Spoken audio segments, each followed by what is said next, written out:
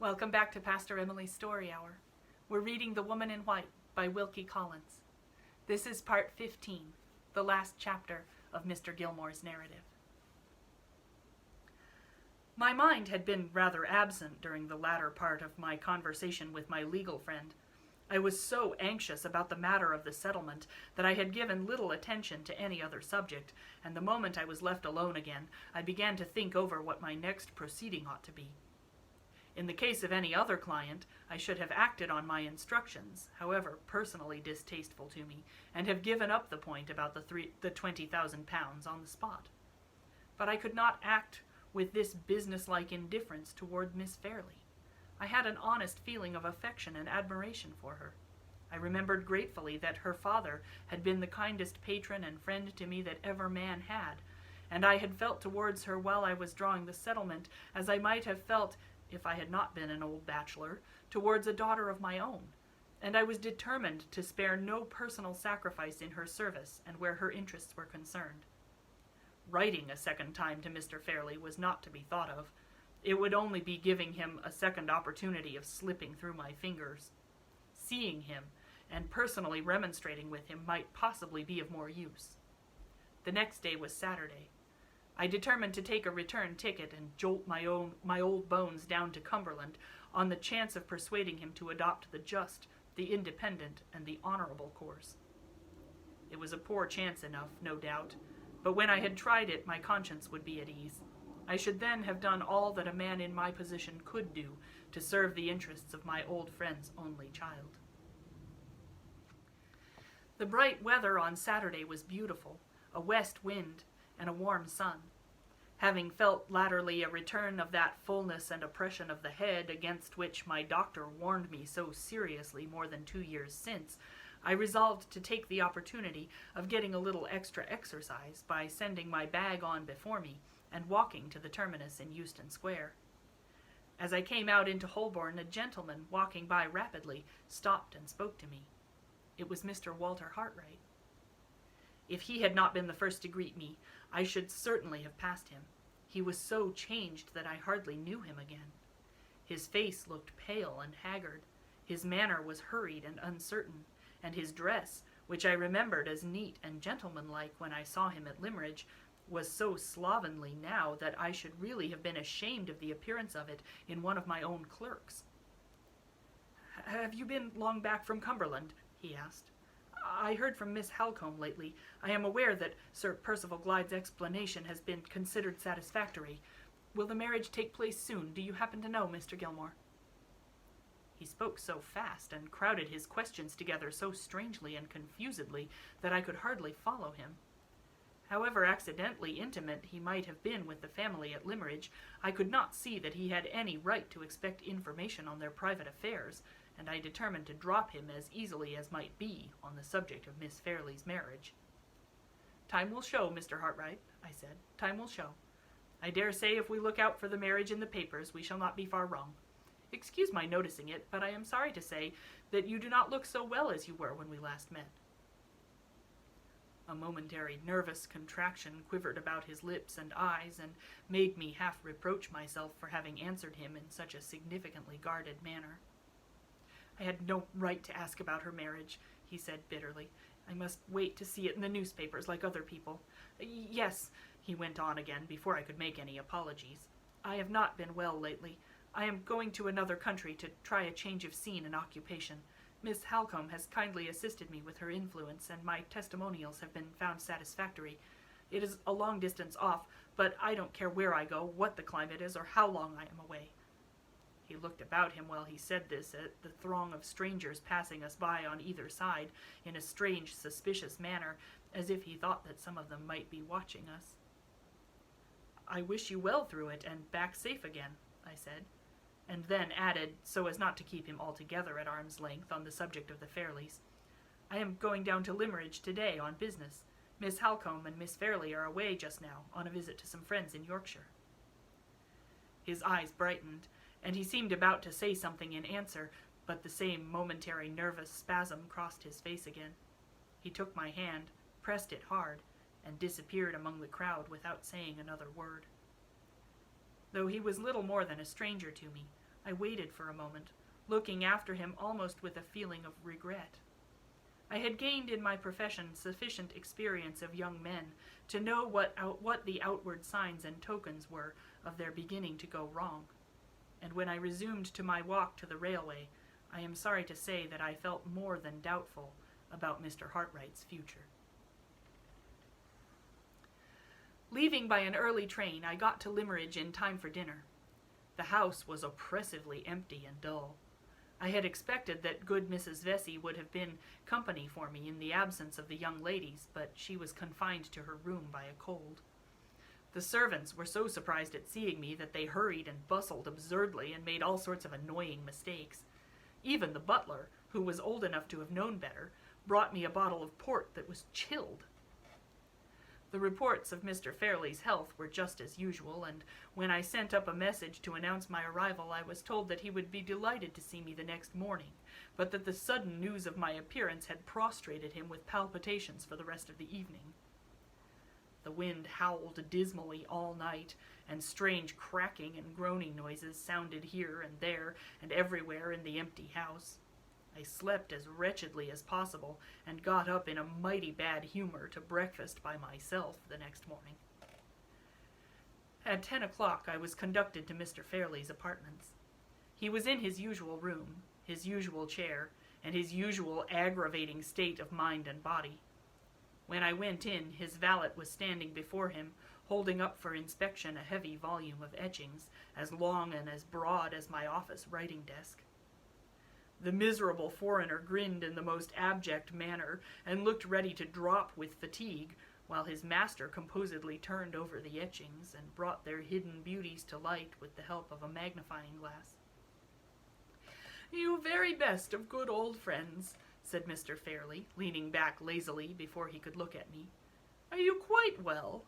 How nice of you to come here and see me in my solitude, dear Gilmore." I had expected that the valet would be dismissed when I appeared, but nothing of the sort happened. There he stood in front of his master's chair, trembling under the weight of the etchings, and there Mr. Fairley sat, serenely twirling the magnifying glass between his white fingers and thumbs. "I have come to speak to you on a very important matter," I said, "and you will therefore excuse me if I suggest that we had better be alone." The unfortunate valet looked at me gratefully. Mr. Fairley faintly repeated my last 3 words, "Better be alone," with every appearance of the utmost possible astonishment. I was in no humor for trifling, and I resolved to make him understand what I meant. "Oblige me by giving that man permission to withdraw," I said, pointing to the valet. Mr. Fairley arched his eyebrows and pursed up his lips in sarcastic surprise. "Man?" he repeated. "You provoking old Gilmore. What can you possibly mean by calling him a man? He's nothing of the sort. He might have been a man half an hour ago, but I wanted my etchings, and he may be a man half an hour hence when I don't want them any longer. At present, he is simply a portfolio stand. Why object, Mr. Gilmore, to a portfolio stand?" "I do object. For the 3rd time, Mr. Fairley, I beg that we may be alone." My tone and manner left him no alternative but to comply with my request. He looked at the servant and pointed peevishly to a chair at his side. "Put down the etchings and go away," he said. "Don't upset me by losing my place. Have you or have you not lost my place? Are you quite sure you have not? And have you put my handbell quite within my reach? Yes? Then why the devil don't you go?" The valet went out. Mr. Fairley twisted himself round in his chair, polished the magnifying glass with his delicate cambric handkerchief, and indulged himself with a sidelong inspection of the open volume of etchings. It was not easy to keep my temper under these circumstances, but I did keep it. "I have come here at great personal inconvenience," I said, "to serve the interests of your niece and your family, and I think I have established some slight claim to be favored with your attention in return."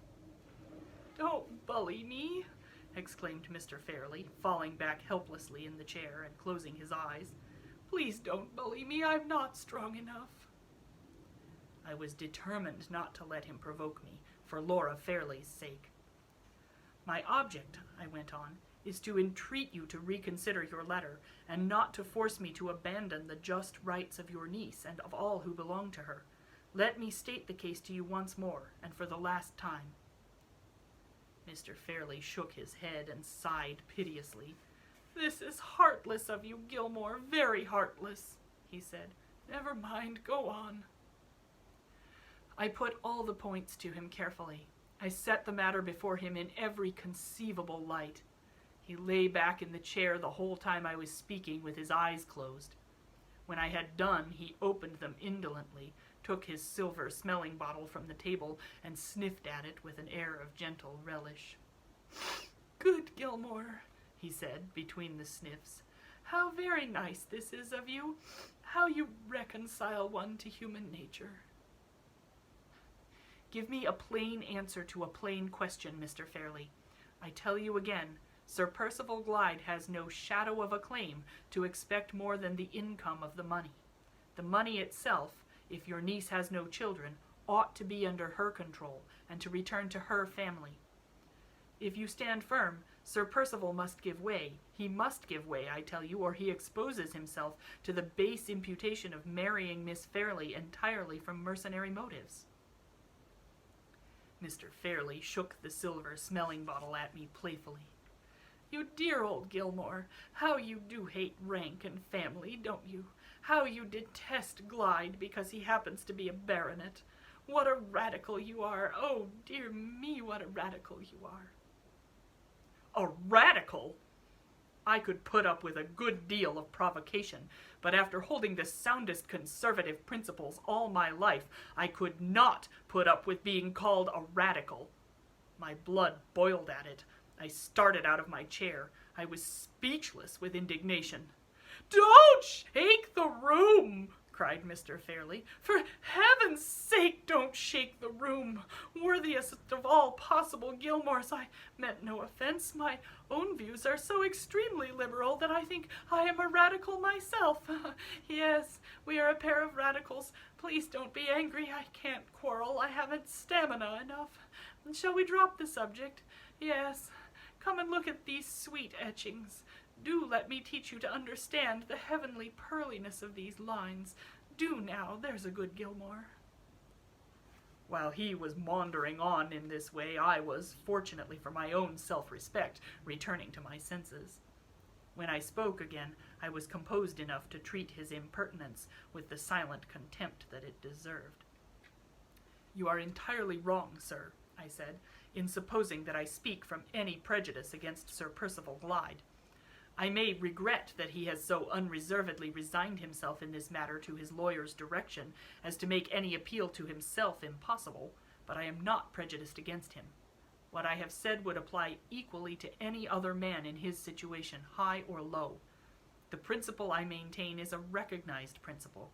If you were to apply at the nearest town here to the first respectable solicitor you could find, he would tell you as a stranger what I tell you as a friend. He would inform you that it is against all rule to abandon the lady's money entirely to the man she marries. He would decline on grounds of common legal caution to give the husband under any circumstances whatever an interest of £20,000 in his wife's death." "Would he really, Mr. Gilmore?" said Mr. Fairley. "If he said anything half so horrid, I do assure you I should tinkle my bell for Louis and have him sent out of the house immediately." "You shall not irritate me, Mr. Fairley. For your niece's sake and for her father's sake, you shall not irritate me. You shall take the whole responsibility of this discreditable settlement on your own shoulders before I leave this room." "Don't! Now, please don't!" said Mr. Fairley. "Think how precious your time is, Gilmore, and don't throw it away. I would dispute with you if I could, but I can't. I haven't stamina enough. You want to upset me, to upset yourself, to upset Glyde, and to upset Laura. And oh, dear me, all for the sake of the very last thing in the world that is likely to happen. No, dear friend, in the interests of peace and quietness, positively no."